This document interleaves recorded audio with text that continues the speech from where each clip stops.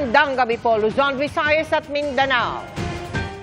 May mga nadiskubring sikretong lagusan sa Cathedral ng Kingdom of Jesus Christ sa ika-6 na araw na paghahalughog para ihain ang warrant of arrest kay Pastor Apollo Kibuloy.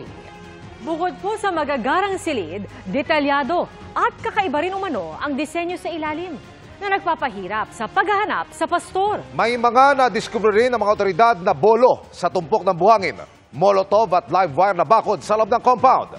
Nakatutok live si June Veneracion. June. Emil, Pia at Mel, ipinakita ngayon ng DILG at PNP ang ilan sa mga hamon na nagpapahirap umano sa mga pulis sa kanilang paghahanap kay Pastor Apollo Kibuloy sa loob ng compound ng Kingdom of Jesus Christ. Sa pagpasok ng mga pulis sa cathedral ng KOJC ay nakita nila ang mga sikretong lagusan na ayon kay DILG Secretary Benhur Abalos ay papunta raw sa kwarto ni Pastor Kibuloy. Meron ding magagarang silid. At sa ilalim ay makikita naman ang basement. May mga hilera ng kwarto na hindi pa gawa.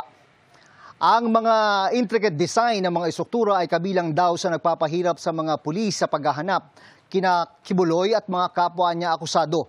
Noong mga unang araw ng operasyon ay ginamitan din daw ang mga pulis ng laser light.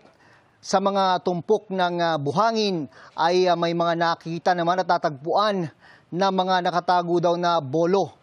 Ang bakod, meron pang live wire. Meron din mga Molotov cocktail. Pero sa kabila nito, tuloy-tuloy daw ang paghahanap.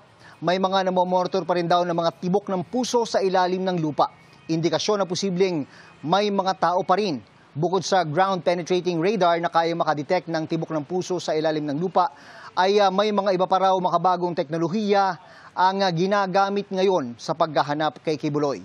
Pakinggan natin ang pahayag ni DILG Secretary Benhur Abalos at PNP spokesperson Colonel Jean Fajardo. So, napakahirap sa totoo lang. Napakahirap. In fact, kinukuha namin ang plano mismo nito sa Office ng Engineering ng City ng Davao kung ito'y nakadeklara o hindi. Kasi kung hindi nakadeklara ito, ano ito? Diba? It's a violation. Ba't hindi nakadeklara? Lahat ng intricate things na ginawa at binuo po doon, no, na pwedeng pagtaguan. Marami na po tayong na napuntahan without revealing the exact location po, but we are confident na sabi nga natin na papalapit tayo doon sa kung saan yung exact location po ng mga hinahanap po natin. Yan muna ang latest mula rito sa Camp Crame. Balik sa Emil. Maraming salamat, June Veneracion.